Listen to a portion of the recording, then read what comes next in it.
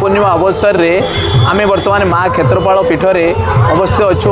आम पाखे बहुत गुरुजन लोक बसती वर्तमान युधिष्ठिर स्वाई बसती डॉक्टर प्रभात साहू अच्छा गोलक बिहार देठी अच्छे बहुत अनुभूति आंक पाखे अच्छी इतिहास को न जानिले आम आग को जापरिबा ना तेणु मोर गोटे छोटिया प्रयास आम इतिहासटा को बर्तमान समस्त केमती जानवे आम से लक्ष्य कर आग को बढ़ा तेणु पाखु आम कि अति ठाकुर माँ ठाकुराणी विषय बुझी नापी चाहिए। देखो डॉक्टर प्रभात साहू आपण तो बहुत सीनियर लोक आपण ये गाँव को बहुत पाखु देखी तेणु आपण ठाकुराणी को कौटी देखी आम तो बर्तमान देखुँ ये अच्छा तेणु आमर अनुभूति बहुत कम तेणु आपड़ टे से विषय समस्त को जनइबे। माँ क्षेत्रपाल पाखे मोर निवेदन जनाई ग्रामर सबू ग्रामवासी शुभेच्छा कामना करुच्ची।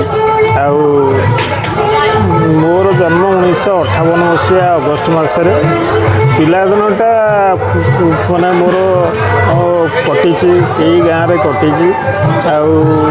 जदिओ परिस्थिति वशत मुझे अधिकांश समय कटक रोचे किंतु विभिन्न ओकेजन जिते सुविधा पाए ग्रामर भल मंद कार्यक्रम रे मुझे आसिक पहुँचे भाग निए। मो पिलादिन जो देखी करांडिया नदी कूल आम घर थिला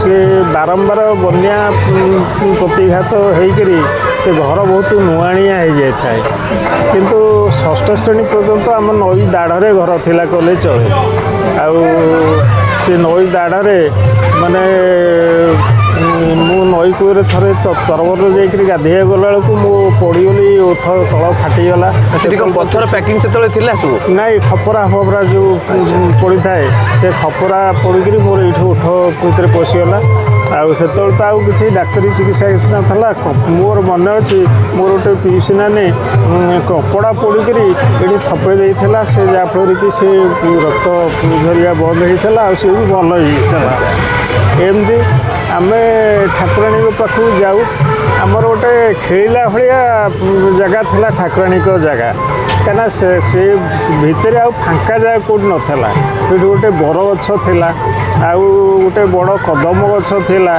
मो जहाँ मन पड़ुची धीरे धीरे नई खाई खाई के आसला से जो नई तुठ होता है से तुठरे आम जाऊ तलू जाकरी देखू नईर गति कौन से जगार ठाकुराणीकर जो छोट आस्थान थिला चाल छपर घर थिला प्राय सबुदिन संजय बेलू मोर मन अच्छी मोर जो डाण पटे बस युधिष्ठिर स्वाई बापा स्वर्गवासी गोपीनाथ स्वाई सी जड़े भल भजन गायक थिले भल सुललित कंठरे से भजन बोलती भजन मास्टर कले चले से समय तेणु सी भजन बोलती आमर रघुनाथ बाबूर बापा थे स्वर्गत कैलाश चंद्र बसंतिया सी अधिकांश समय सी बसंती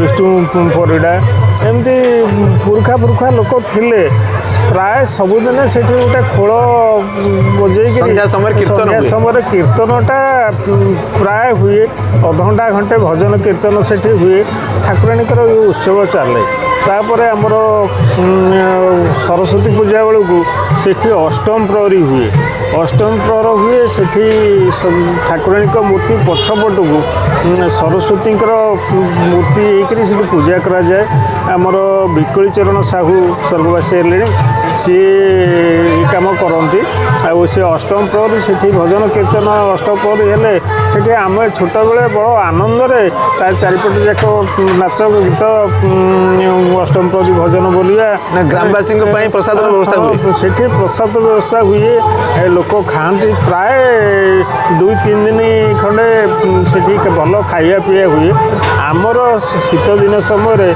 गोटे लोक मैंने कौन सहयोग करते हाँ लोक मैंने संपूर्ण सहयोग करती आउ से जो पत्रकोबी तरकारी से स्वाद जो जी खाई से भी से स्वादर आउ ए पत्रकोबी तरकारी हो से स्वाद ना माटी आलू पड़क पत्रकोबी जो हुए भारी भल लगे आम केवल से पत्रकोबी ଚାରିଟା ବେଳକୁ ପଡ଼ିଥାଉ ପତ୍ରକୁ ବି ତରକାରୀ ଖାଇବାକୁ ଆମେ ଏମିତି ପାଗଳ ଭଳିଆ ଯାଇକରି ସେଠି ପହଞ୍ଚୁ। ଏମିତି ହେଇକରି ଗୋଟେ ମାଆଙ୍କ ଲୀଳା ଚାଲିଥିଲା। ସେଠୁ 80 ମସିହାରେ ଗାଁ ଯେଉଁ ବନ୍ୟା ହେଲା ଗାଁ ପୁରା ଡୁବିଗଲା। ତଥାପି ଠାକୁରାଣୀ ସେଇଠି ଥିଲେ। କିନ୍ତୁ 82 ମସିହାରେ ଯେଉଁ ମହାବନ୍ୟା ହେଲା ସେ ମହାବନ୍ୟାରେ ଆମ ଗାଁ ଭାଙ୍ଗିଗଲା। ଇଏ ବନ୍ଧ ଭାଙ୍ଗିଲା, ଘାଇ ହେଲା 1100 ଫୁଟରୁ ଯେଉଁ ଘାଇ ହେଇଗଲା ସେ ବିଶାଳ ଘାଇ ଗୋଟେ ସୁଅ ପଡ଼ିଲା। ସେ ସୁଅରେ ସେ ଠାକୁରାଣୀଙ୍କ ମୂର୍ତ୍ତି ଫୂର୍ତ୍ତି ସବୁ ଛିନଭିନ ହେଇଗଲା। ଦେଖିବାକୁ ଇଏ ଆଗରେ ଆମର ଗୋଟେ ସେ ଯେଉଁ ଧାର ହେଇକରି ଓସାରିଆ ଧାର ହେଇକରି ନଈ ଘାଇ ହେଇଥିଲା। ସେ ଘାଇ ଭିତରେ ପରବର୍ତ୍ତୀ ସମୟରେ ଠାକୁରାଣୀଙ୍କର ମୁଖ୍ୟ ମୂର୍ତ୍ତି ଯେଉଁଟାକ ପଥର ମୂର୍ତ୍ତି ସେ ମୂର୍ତ୍ତି ଆଉ ମିଳିଲାନି। ପାର୍ଶ୍ୱ ମୂର୍ତ୍ତି ଟିକେ ସାନ ଆଉ ସିଏ କୌଣସି ମୂର୍ତ୍ତିରେ ତାକୁ ସନ୍ଧାନ ନେଇକରି ସିଏକୁ ଆଣିକରି ଏଇ ଜାଗାରେ ସ୍ଥାପନ କରାଯାଇକରି ପୂଜା ଆରମ୍ଭ ହେଲା। ଆଉ ବର୍ତ୍ତମାନ ସୁଦ୍ଧା ସେଇ ଛୋଟ ମୂର୍ତ୍ତିଟା ପୂଜା ଚାଲିଛି। ଆଉ ମୁଖ୍ୟ ବଡ଼ ମୂର୍ତ୍ତି ଆଉ ମିଳିଲା ନାହିଁ। ଆଉ ତାପରେ ଧୀରେ ଧୀରେ ଗ୍ରାମବାସୀମାନେ ଚିନ୍ତା କଲେ ଆମର ଏ ପରିବର୍ତ୍ତନ କରିବା। କୌଣସି ମତେ ବାଁ ପଟେ ଇଏ ବସିଛନ୍ତି ଗୋଲକଚନ୍ଦ୍ର ଏଠି, ସିଏ ମୋର ସାଙ୍ଗ, ଏକାଠି ପାଠ ପଢ଼ୁଥିଲୁ। ଆଉ ସିଏ ମିଲିଟାରୀରୁ ରିଟାୟାର କଲା ପରେ ଗାଁର ବହୁତ ଅନେକ ଦିନ ଧରି ଦୁର୍ଗା ପୂଜା କମିଟିର ସେକ୍ରେଟାରୀ ହେଲେ। ଆଉ ସେ କହିଲେ ଆମର ଯେଉଁଠି ଦୁର୍ଗା ପୂଜା ହେଉଛି, ପେଣ୍ଡାଲ ଯେଉଁଠି ମୂର୍ତ୍ତି ପୂଜା ହେଉଛି ସେ ଜାଗାଟା ଠିକ୍ ହେବନି। ଆଉ ସେ ଯେଉଁ ଘାଇ ହେଇଥିଲା ତାକୁ ବାଲି ଗ୍ରାମବାସୀଙ୍କର ଦାନ ଆଉ କୁଣ୍ଠ ସମର୍ଥନ ଊଣା ଅଧିକ ସମସ୍ତେ ଦେଇଛନ୍ତି। ଯାହାଫଳରେ କି ସେଠି ଗୋଟେ ମଣ୍ଡପ ତିଆରି ହେଇକି ବର୍ତ୍ତମାନ ସେଠି ଦୁର୍ଗା ପୂଜା ହେଉଛି। ଆଉ ତାପରେ ଚିନ୍ତା କଲେ ଆମର କିଛି ଉତ୍ସାହୀ ଯୁବକମାନେ ବିଶେଷ କରି ଆମର ରଘୁବାବୁ ସେ ଚିନ୍ତା କଲେ ସମସ୍ତଙ୍କୁ ଏକଜୁଟ କରି ସିଏ ଯେତେବେଳେ ପୂଜା କମିଟିର ସେକ୍ରେଟାରୀ ଦାୟିତ୍ୱ ତୁଲେଇଲେ ସେ କାମ ସୁଚାରୁ ରୂପେ ଦୀର୍ଘ ବର୍ଷ ହେଲା ତୁଲାଉଛନ୍ତି। ଆମର ବି ତାଙ୍କ ପ୍ରତି ସମ୍ପୂର୍ଣ୍ଣ ସମର୍ଥନ ଅଛି। ଆଉ ତାଙ୍କୁ ଆମେ ଉତ୍ସାହିତ କରୁଛୁ। ଆମେ ସେ ମାଆଙ୍କ ପାଖରେ ପୂଜା କରୁଛୁ ଯେ ତାଙ୍କର ଶରୀର ସୁସ୍ଥ ରହୁ, ତାଙ୍କର ମାନସିକ ସୁସ୍ଥତା ରହୁ। ଆଉ ସିଏ ଏଇ ଯେଉଁ ଉତ୍ସାହରେ ଲାଗିଛନ୍ତି ସେ ଉତ୍ସାହଟା ଆଗକୁ ବଢ଼ାନ୍ତୁ। ଆଉ ସେଇ ଉତ୍ସାହର ବଶବର୍ତ୍ତୀ ହେଇକରି ସେ ଚିନ୍ତା କଲେ ଆମର ଯେଉଁ ଠାକୁରାଣୀଙ୍କର ବର୍ତ୍ତମାନ ଯେଉଁଠି ପୂଜା ହେଉଛନ୍ତି, ଆମ ବାଁ ପଟେ ଯେଉଁଠି ପୂଜା ହେଉଛନ୍ତି ତା କଡ଼କୁ ଆମେ ଗୋଟେ ଭବ୍ୟ ମନ୍ଦିର ତିଆରି କରିବୁ। ସେ ଭବ୍ୟ ମନ୍ଦିର ତିଆରି କଲା ପାଇଁ ଯେଉଁ ଚିନ୍ତା କଲେ ସେ ଚିନ୍ତାଧାରାରେ ଅନେକ ମାନେ ଚିନ୍ତାଶୀଳ ଲୋକ ସାମିଲ ହେଲେ। ଆଉ ସେ ସାମିଲ ହେଇକରି ଊଣା ଅଧିକ ଗ୍ରାମର ଇଏ ଯେଉଁଠି ଚାକିରି କରିଥାଉ ଦୂରରେ ଥାଉ ସେମାନଙ୍କ ସମର୍ଥ ହିସାବରେ ମାନେ ଅର୍ଥଦାନ କରୁଛନ୍ତି। ଆଉ ଯେତେବେଳେ ମନ୍ଦିର କାମ ଆରମ୍ଭ ହେଲା ଏଇଟା ଦେଖିକରି ଆଖପାଖର ବହୁତ ଉତ୍ସାହୀ ଲୋକ ମଧ୍ୟ ସିଏ ତାଙ୍କର ବି ଅର୍ଥଦାନ କରୁଛନ୍ତି। ଯାହାଫଳରେ କି ଆମର ଏ ଭବ୍ୟ ମନ୍ଦିର ତିଆରି ସମ୍ପୂର୍ଣ୍ଣ ହେବାକୁ ଯାଉଛି। ଖୁବ୍ ଜଲ୍ଦି ଆମେ ଆଶା କରୁଛୁ ଖୁବ୍ ଜଲ୍ଦି ଏଇଟା ସମ୍ପୂର୍ଣ୍ଣ ହୋଇଯିବ।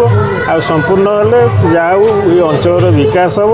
ରାସ୍ତା ଯେଉଁ ଆମର ହୁରା ସାହି ଠାରୁ କୁରୁଆ ପର୍ଯ୍ୟନ୍ତ ଯେଉଁ ପିଚୁ ରାସ୍ତା ଯାଇଛି ଏଇଟା ଗୋଟେ ଆମ ଏଇ ଅଞ୍ଚଳବାସୀଙ୍କର ଗୋଟେ ମୁଖ୍ୟ ରାସ୍ତା। ଆଉ ଯେତେବେଳେ ରାସ୍ତାର କମ୍ୟୁନିକେସନ୍ ନଥିଲା ଭିତର ଅଞ୍ଚଳ ଲୋକ ଆମରି ଗାଁକୁ ଆସିଲେ ସେଇଠୁ ଚାନ୍ଦୋଳ ଦେଇକରି ସେମାନେ କଟକ ଫଟକ ଯାଉଥିଲେ। ତେଣୁ ପୁରା କାଳରୁ ଆମ ଗାଁର ଗୋଟେ ମହତ୍ତ୍ୱ ରହିଛି ଯେ ହୁରାସାହି ଗାଁଟା ହେଉଛି ଗୋଟେ ମୁଖ୍ୟ ଜାଗା। ଆଉ ଏବେ ଆମର ରେଭିନ୍ୟୁ ଭିଲେଜ୍ ଡିକ୍ଲାରେସନ୍ 2 ବର୍ଷ ହେଲା ହେଇଗଲାଣି। ତେଣୁ ଆମର ଗୋଟେ ସ୍ୱତନ୍ତ୍ର ପରିଚୟ ସୃଷ୍ଟି ହେଇଛି। ଆଉ ସେଇ ସ୍ୱତନ୍ତ୍ର ପରିଚୟରେ ମା କ୍ଷେତ୍ରପାଳଙ୍କର ଯେଉଁ ଭବ୍ୟ ମନ୍ଦିର ସିଏ ସମସ୍ତଙ୍କର ଗୋଟେ ଆକର୍ଷଣର ବିନ୍ଦୁ ହେଇ ପହଞ୍ଚିବ। ଆଉ ଇଏ ଆଶା କରୁଛି ଯେ ମାଆଙ୍କ ଦୟାରୁ ଗ୍ରାମବାସୀ ତଥା ଅଞ୍ଚଳବାସୀଙ୍କର ଉତ୍ତରୋତ୍ତର ଉନ୍ନତି ହେଉ ମାଆଙ୍କ ଆଶୀର୍ବାଦ ତାଙ୍କ ଉପରେ ଝଡ଼ି ଯାହା ହଉ। ପଡ଼ୁ ଏତିକି ମୋର ପ୍ରାର୍ଥନା। ଯାହା ହଉ ଯେଉଁ ବଡ଼ ଅନୁଭୂତି ଆମେ ଶୁଣିଲେ ବହୁତ ବଢ଼ିଆ କଥା ସେ କହିଲେ ଆମେ ମୋଟେ ବିଷୟରେ ଜାଣିନଥିଲୁ ତେଣୁ ତାଙ୍କଠାରୁ ଶିଖିବା ପାଇଲୁ କାରଣ ଏଇଭଳି ଲୋକ ବହୁତ କମ୍ ଅଛନ୍ତି କାରଣ ତାଙ୍କ ସମସାମୟିକ ଲୋକ ବର୍ତ୍ତମାନ ଆମ ପାଖରେ ନାହାନ୍ତି ଯିଏ ହାତ କେତୋଟି ଗଣତି ଅଛନ୍ତି ତାଙ୍କର ଭିତରେ ଗୋଲକ ଦେଠି ଅନ୍ୟତମ ଭାଇ ପ୍ରଭାତ ଅଛନ୍ତି ଭାଇ ତେଣୁ ଯୁଧିଷ୍ଠିର ଭାଇ ସମସ୍ତଙ୍କର ଅନୁଭୂତି ଆମେ ଶୁଣିଲେ ତେଣୁ ସେହି ଅନୁଭୂତିକୁ ଆମେ ଇତିହାସ ହିଁ ରହିବ କାରଣ ଇତିହାସ ଜାଣିଲେ ଆମେ ଆଗକୁ ଯିବା ଆମେ ଚାଲି ଯାଇଥିବା ଏଇ ଯେଉଁ ଆମେ ଷ୍ଟୋରିଟି ତିଆରି କଲେ ଇଏ ଷ୍ଟୋରି ଅପଲୋଡ଼ ହେବ ୟୁଟ୍ୟୁବରେ ରହିବ ସମସ୍ତେ ଦେଖିବେ ତେଣୁ ସମସ୍ତେ ଏହାକୁ ଅନୁପ୍ରାଣିତ ମଧ୍ୟ ହେବେ ତେଣୁ ମୁଁ ଶେଷରେ ବିନମ୍ର ଅନୁରୋଧ ସମସ୍ତଙ୍କୁ କରିବି ଯେ ଆମର ଯେଉଁ ଭବ୍ୟ ମନ୍ଦିର ବର୍ତ୍ତମାନ ପୂର୍ଣ୍ଣାଙ୍ଗ ହେବାକୁ ଯାଉଛି ସମସ୍ତେ ସହଯୋଗ କରନ୍ତୁ ମାଆଙ୍କର ମଧ୍ୟ ଆଶୀର୍ବାଦ ଲାଭ କରନ୍ତୁ ଜୟ ମା କ୍ଷେତ୍ରପାଳ।